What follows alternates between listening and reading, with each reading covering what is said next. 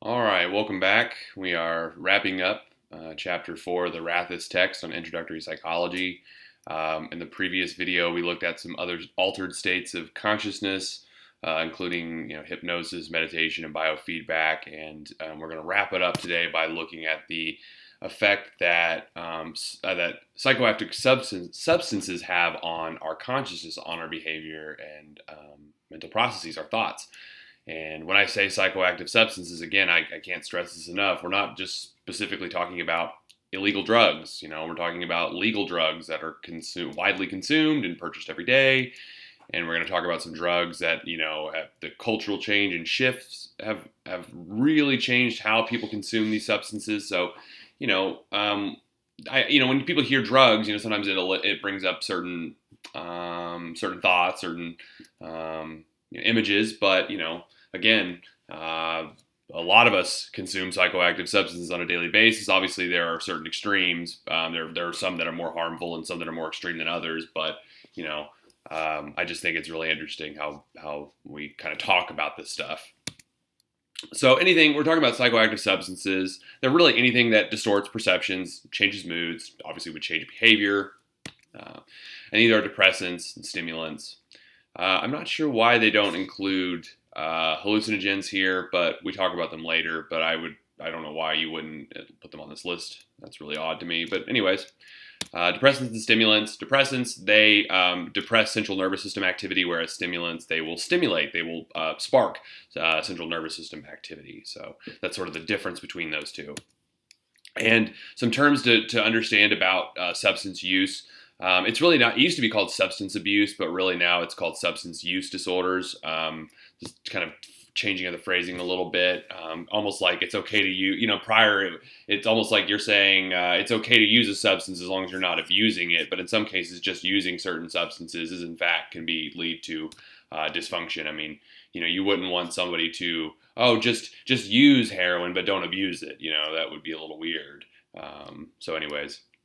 So certain things, if you use a substance, any substance over time, it can lead to impaired functioning, which in terms of like feeling like you're losing control over the substance. That's why you see people who are alcoholics or people who are addicted to prescription pills or narcotics or things like that. Really their life feels like it is spiraling out of control. When you repeatedly use a substance, at least really heavy use of substances that are pretty dangerous for you.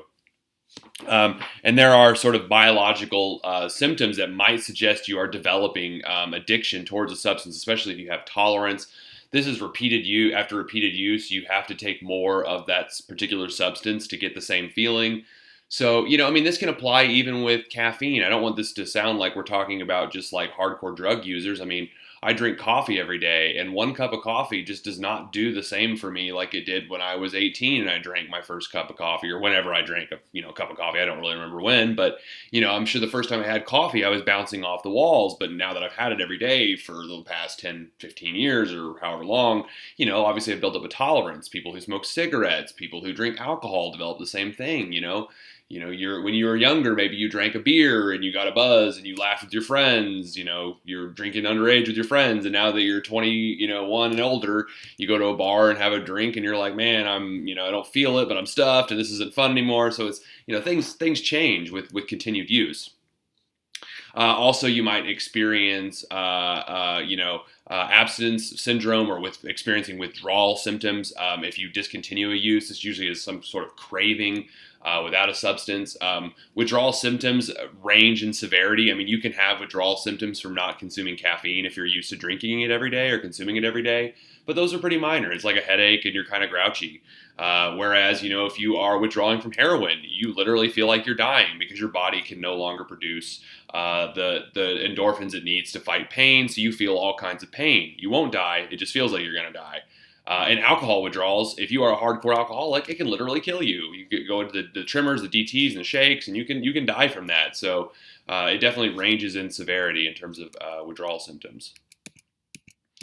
So why do people use drugs? A lot of reasons. Some people just experiment. Hey, trying it out. But obviously, there has to be more to it than that.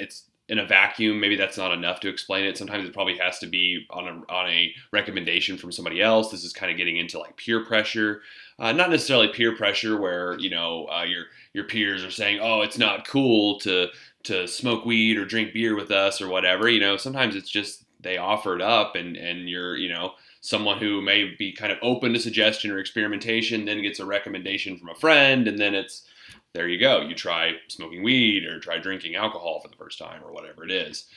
Some people use drugs, use substances to self-medicate, with depression, anxiety, with physical, with actual like other illnesses, not just like mental illnesses, but, people who are dealing with pain might take drugs or might drink alcohol or smoke marijuana or something like that to medicate. And also, a lot of research shows that there is a genetic predisposition towards addiction. If I believe the numbers are, it's something like if you have someone in your family who's an alcoholic or an addict or something like that, I think you have more than a 50% chance likelihood of developing that those dependencies, or you have those genetic predispositions yourself, and you have a higher likelihood of becoming an addict as well. But again, genetics are not destiny. It just sort of shows. Some people are a little more predisposed than others. Somebody, one person can take a drink and hey, it's not a big deal, but another person takes a drink and it spirals into a life of alcoholism. So some people kind of have that genetic predisposition where others don't. And, again, it's not everything, but it is something. So there's several reasons why people use substances. Okay, let's talk about one of the most widely consumed drugs on the planet. It is a depressant. It is consumed in this country by people legally over the ages of 21. But of course, we know that's probably not true. I'm sure there are people listening to this video who have consumed an adult beverage or two when they were a year or two or a month or two south of proper. But we're talking about alcohol here. Alcohol, it's one of the most widely used drugs, but it's probably the most abused drug. In fact, it's what it is. It's the most abused drug. There are a lot of, alcohol. I'll admit, I'm an adult, so I enjoy an adult beverage here and there, but I also understand the dangers of alcohol. It is a very dangerous substance. People they're just not as productive. Society, we're just not as productive when people drink. You see people lose their jobs. The more people drink, it just kind of seems like their social status goes down. It's not like there is a correlation. You have a beer or two with your friends and you're cool and you're fun, but then when you're having, a beer or two every day or every morning or whatever, you start to see your social status decline. Binge drinking, of course, if you're not familiar with that term, I think it's 4 drinks or more in one sitting. Binge drinking is pretty common among college students. It's more common, I think, among college students maybe than any other demographic. But it's linked with a lot of negative consequences like aggressive behavior, people getting into fights when they binge drink. If you're in school and you're drinking a lot, it's associated with poor grades. Also, promiscuity, sexual promiscuity, and then getting into accidents, physical. You're falling down, you're bumping into stuff. Maybe you're getting in your car when you shouldn't and running into things. It's very dangerous. The effects of alcohol are, it lowers your inhibitions, and you usually feel good. People feel good and they feel elated afterwards. It gives people that's why it's called liquid courage for a reason, but obviously it's one of those things. I love seeing the drink responsible campaigns, we're seeing now, companies advertise, hey, take a water break because you don't need to just keep pounding alcohol in your system. It's not good for you. It's not good for society. Like, cut it, drink less, drink more water. That's the best advice. If you like alcohol, my advice is just to cut back as much as you feel comfortable and drink more water. Drink lots of water. Also impairs cognitive functioning and coordination. Obviously, that's the reason why it is encouraged that you do not drink and drive. I do not understand a single reason why anybody drinks and drives now, because we have Uber, we have rideshare, we have cell phones that you can call your friends, call your parents. I mean, literally. Just don't drive. It's stupid. It's the money you spend on a ticket alone. Not that I've had it, but I have friends who've had DUIs, and the money they have spent alone is just the biggest deterrent I've ever seen. More on alcohol. Men are more likely to become alcoholic than women. There are some biological aspects of that. It could affect men or it could affect women more so maybe women don't feel the need to drink as much. I think there's a cultural thing as well. Maybe we encourage men to drink more in our cultures than we do women. That's not to say that women don't drink, obviously, but I think that's maybe just it's more sort of the manly thing to do to drink and stoically sit at the bar and all that stuff. Some research also suggests that Asians are less likely than Europeans to drink excessively. Again, I'm sure that has to maybe do with cultural. Maybe it's something to do with cultural. Maybe there's genetics in terms of holding alcohol or consuming alcohol. I'm not too sure about that, but I'm just saying that probably has a lot to do with some cultural issues as well. And obviously, alcohol can lead to physiological dependence. I mean, it is one of those substances your body can literally become addicted to, not just like mentally, hey, I want to have a drink, I've had a tough day, but your body can become physically dependent on alcohol after chronic use. Okay, opiates, man, this one really hits home because in the state of Oklahoma, we've consistently had a pretty bad opiate problem. Opiates are part of this group of narcotics that come from opium, the poppy seed.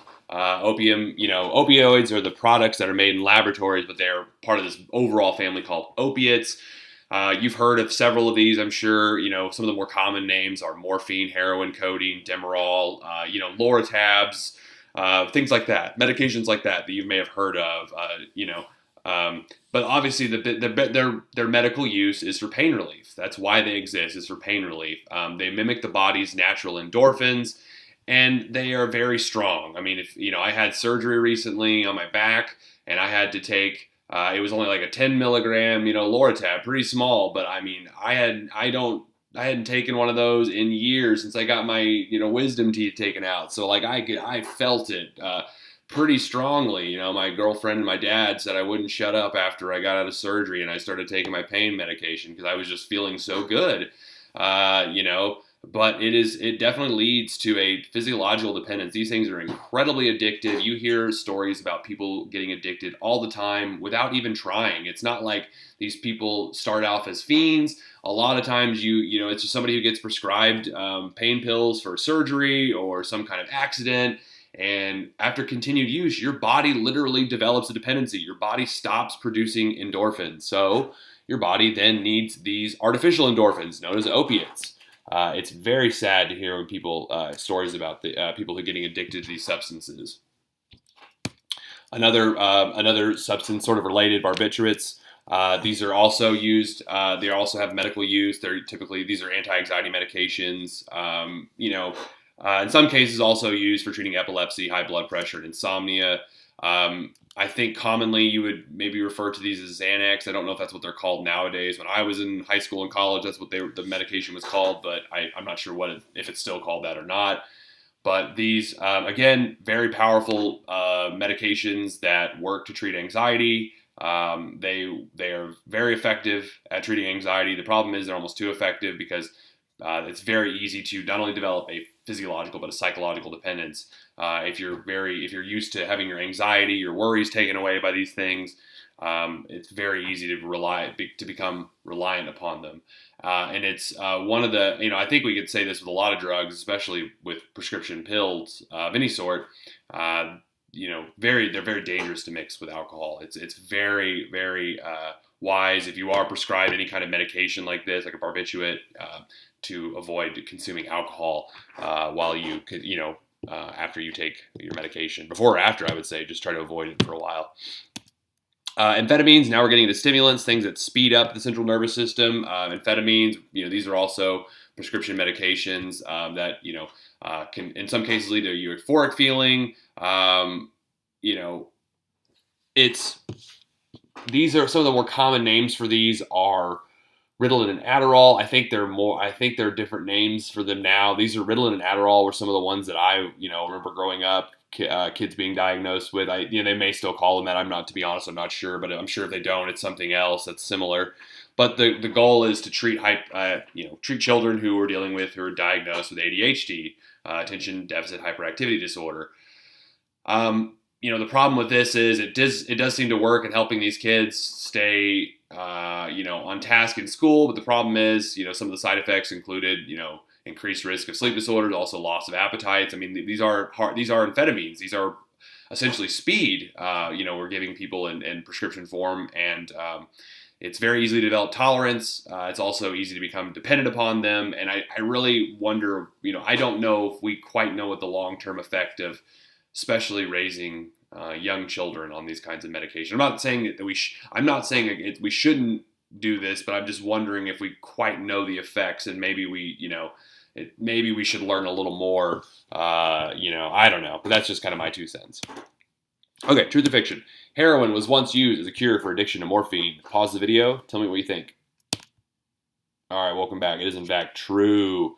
True. Heroin. Yeah, that seems really strange to think now. Hey, you were addicted to a really powerful opiate. Let's give you one that is slightly less powerful, but still very powerful. And that seemed to work. I mean, now if you have people who are addicted to heroin, I think they take drugs that are mild opiates to help them wean off of opiate addiction. So we kind of do the same thing even to this day. Oh crap! That one didn't even give me the chance. I'm sorry, it didn't even let me. Yeah, many health professionals calm down hyperactive children by giving them a stimulant. That's true. I don't know why the true thing just came out without me. Normally they pop up, separately, but this one came out all together. My apologies. Cocaine. Cocaine, another stimulant associated with the feelings of euphoria, reduction of appetite. It literally deadens pain. It numbs nerves. It also is known for boosting self-confidence, self-efficacy, kind of like alcohol, in that sense. Instead of being liquid courage, it's powdered courage, or however one consumes cocaine. It's also very physically dangerous, especially to the heart. It can lead to higher blood pressure, decreased oxygen supplies to your heart. It rapidly increases your heart rate. Also, your breathing, your cardiovascular, systems are kind of working overtime and could potentially collapse if you're doing too much cocaine. I mean, you hear stories about people overdosing on cocaine or dying on cocaine, and that's the consequence. Is literally you overwhelm your heart, you overwhelm your respiratory system. It's too much. Overdose. Overdosing cocaine can lead to things like restlessness, insomnia, tremors, headaches, nausea, convulsions, hallucinations, delusions, all kinds of nasty things. So, and the problem with cocaine, the big problem with cocaine is the effects, the positive effects, this euphoria and all this stuff. They're very short-lived. Cocaine will stay in your system, as far as the effects you feel in your brain for 15, 20 minutes, maybe 30 minutes at most. And then you have these come downs, and that make you want to do more cocaine. And this is how people end up overdosing. They kind of get in this cycle of they don't want to come down, so they keep doing more cocaine. And then over time, it's very easy to overdose. And this is what's going on with cocaine in the brain. This is a normally functioning neuron. We have our dendrite, here are our dendrites and our axons, relaying information between neurons.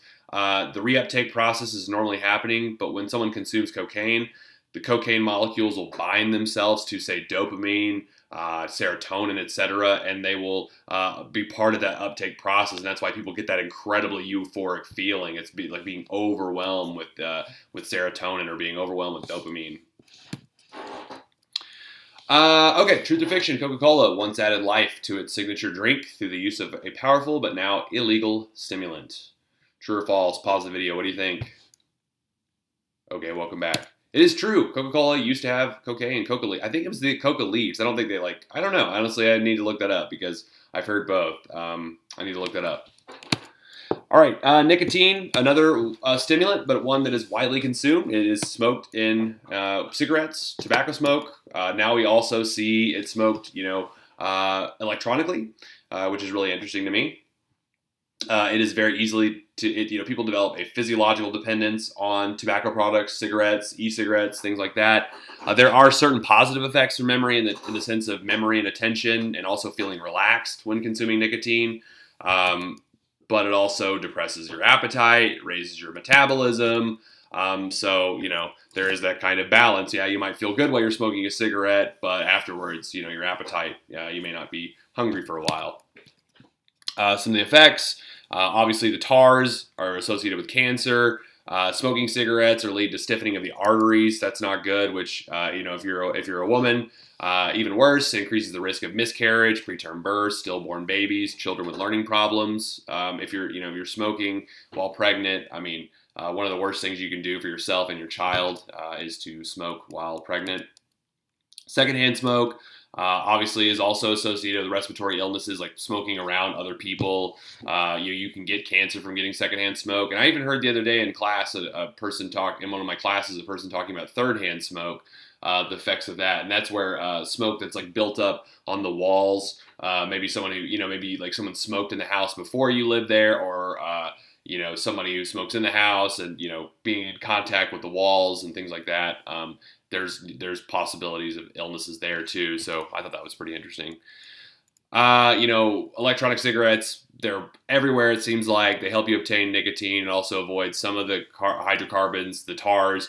However, I think there's research coming out now that says like vaping and e-cigarettes are no safer whatsoever than smoking. So, and I think, I don't know the research on it. I wonder if any research shows that people vape more or less because they think that they're safer. I don't know. I'm just wondering. It's just my thought process.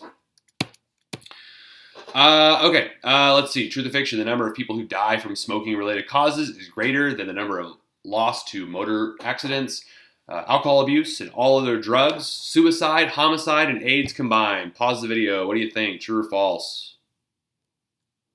Welcome back. It is true. That is too specific not to be true, in my opinion. Yeah, too many people die every year smoking. Luckily, we are seeing programs in place, especially in this state of Oklahoma. We're seeing programs put in place for cessation to help people quit smoking. So if you're someone who smokes in the state of Oklahoma, I don't know if we still run that program, but last time I checked, we did. My mom even used it once, and I don't think she smokes cigarettes, or she does. She smokes them very infrequently now. So, it is possible if you're someone who is struggling with that.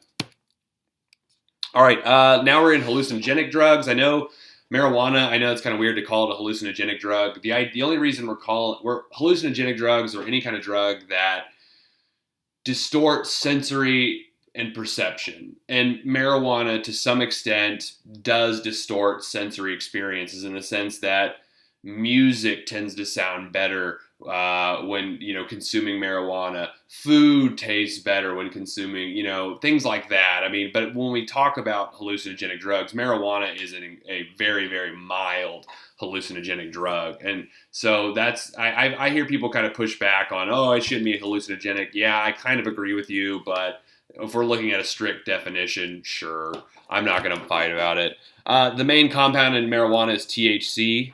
It is the psychedelic substance involved. We're finding out that other compounds involved, like CBD, are very important, at least to some of maybe the anxiety properties of marijuana. Marijuana has been known to not only alter the perception of, say, music and food and things like that, but maybe time slows down, or in some cases speeds up. It typically makes you more aware of bodily sensations and sexual sensations as well. It kind of just creates more of a heightened perceptual engagement. Can sometimes lead to disorientation that might be pleasant, but also sometimes threatening. You hear people kind of, they smoke too much or consume too much marijuana, like hashish or edibles or whatever. They kind of have an unpleasant experience. And here's some of the side effects, reduction in perceptual motor coordination, short-term memory loss, and also learning. It might be impaired in the short term. Some people report if they've consumed too much, it can lead to nausea and even vomiting. Regular users also typically will develop tolerance. They need more THC, more CBD, or whatever the substance is, and even develop withdrawal symptoms. But the withdrawal symptoms for marijuana tend to be pretty benign compared to like heroin or alcohol, for example. You're probably a lot more irritable if you don't smoke marijuana and you're used to it, or consume marijuana and you're used to it. But I think it's really interesting. We live now in a time where marijuana is legal in 30 states, including this state, the state of Oklahoma. It's legal, at least medically. And, I can't see that number slowing down. I think every year we kind of add a state or two that legalizes marijuana in some form or another. And when I grew up, it was completely illegal. You didn't really hear a lot about marijuana, at least in pop culture, unless it was kind of more adult television. Now it seems like marijuana is all over television. It's, in comedies, it's in reality shows, it's in, talk shows, it's everywhere. It's just become a completely different thing culturally. And I find that very, very interesting. Other hallucinogenic drugs, LSD, otherwise known as acid. It's synthetic, typically associated with very vivid and colorful hallucinations. Seeing, maybe sometimes not necessarily seeing things that aren't there or hearing things that aren't there, but just, the things that you're looking at might then take on sort of a kaleidoscope way of looking at them. Some of the consequences. Some people have spoke about taking LSD a number of times and experiencing certain flashbacks that are very similar to LSD trips. They can occur even sometimes years after usage, but we're talking about a lot of usage here. I mean, this isn't, take acid one time and then 20 years from now you're going to have a flashback, but, if you're using it very frequently, that is a consequence. Other substances, PCP, mescaline, very similar. But anyways, that's mostly wrapping up the substances. Here's a nice table of that's in your textbook, but it's also here. It goes over all the drugs that we just talked about and their side effects, desired and undesired side effects, whether it's a depression, etc. So go through this chart, take a look at it if you need some help kind of reviewing. I'm not going to go over all this again, but here it is. There's everything we talked about. Yeah, everything we talked about. So let's check one more time. Comp check. Doug used to feel the effect of 1 or 2 alcoholic drinks. He now needs 4 or 5 to feel the same effect.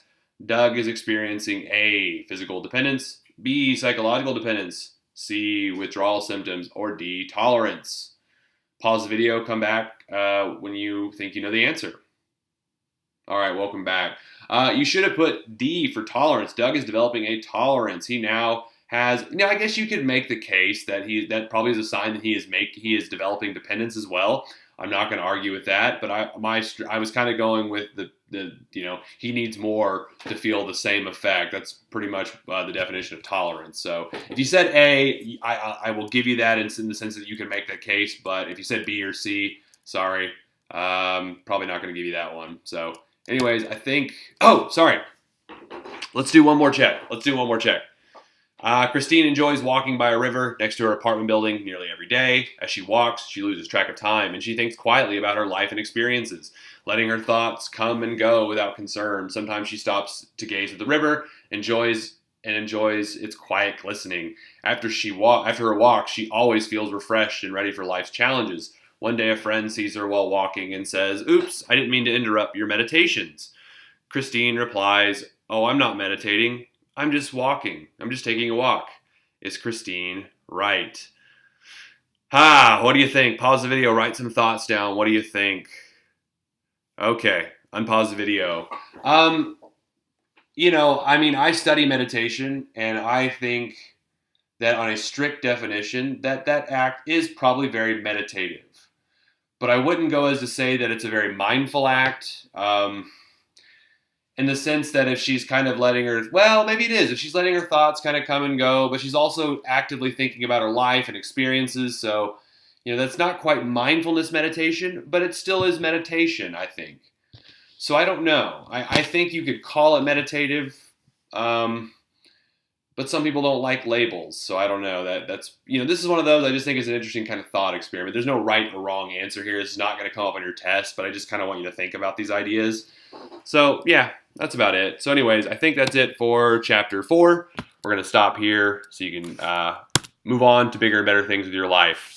Thanks for tuning in, and I'll see you in chapter 5.